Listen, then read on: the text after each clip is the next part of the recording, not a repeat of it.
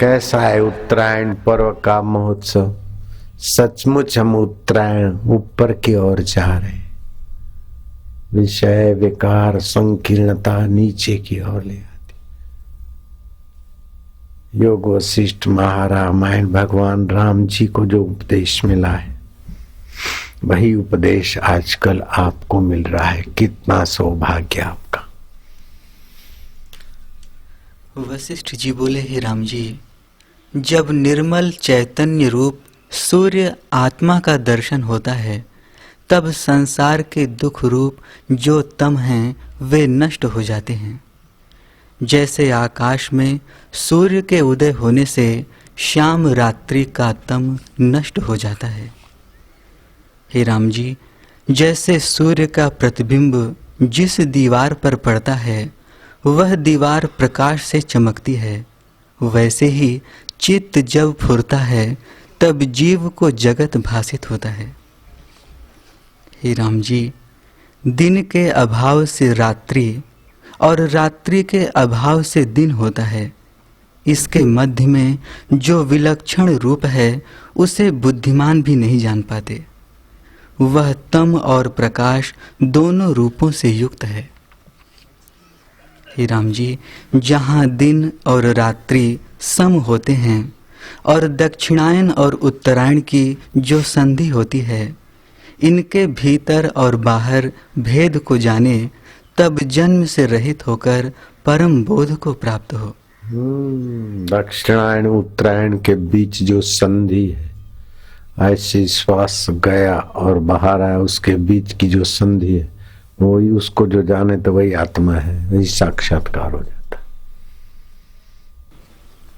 हे राम जी, उत्तरायण मार्ग योगीश्वरों का है, उससे वे क्रम से मुक्त होते हैं।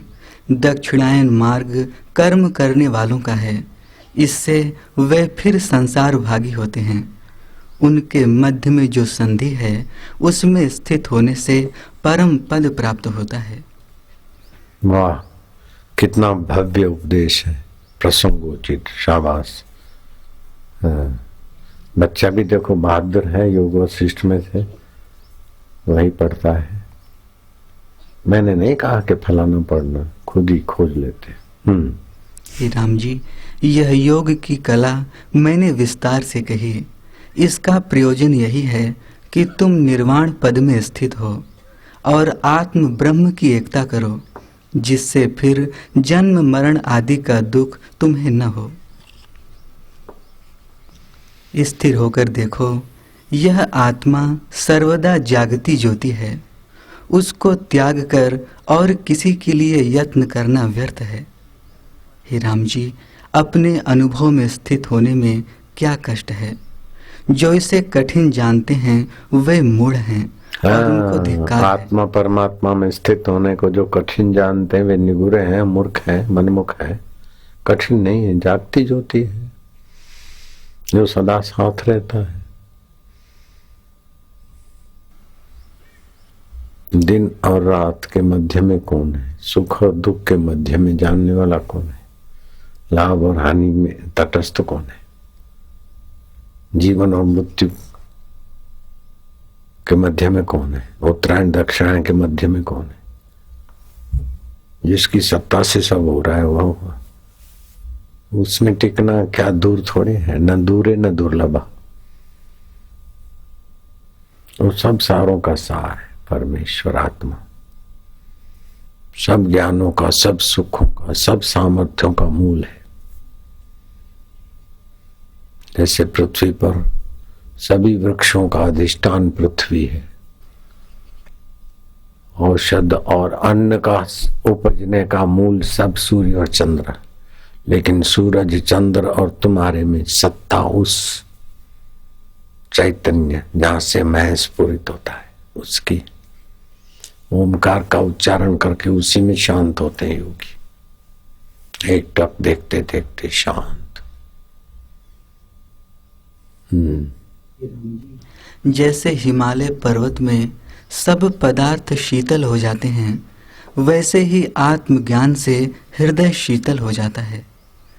आत्मानंद की प्राप्ति होती है और कोई दुख नहीं रहता।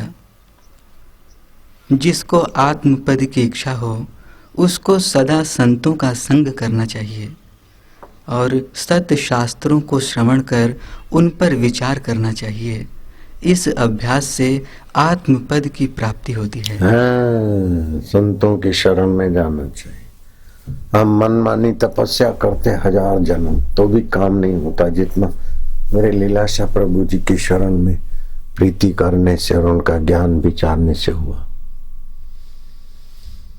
मनमाना साधन करना तो कहीं का नहीं रखता। गुरु की आज्ञा के अनुसार साधन करना ठीक है, अपनी कमाई करना, लेकिन सत्संग में और गुरु आज्ञा में रहना माना करोड़पति की गोद चले गए, तैयार माल। ओम नमो वासुदेवाय। ओम नमो भगवते वासुदेवाय। वासुदेवाय वासुदेवाय प्रीतिदेवाय प्रीतिदेवाय माधुर्यदेवाय माधुर्यदेवाय मम देवाय मम देवाय प्रभुदेवाय प्रभुदेवाय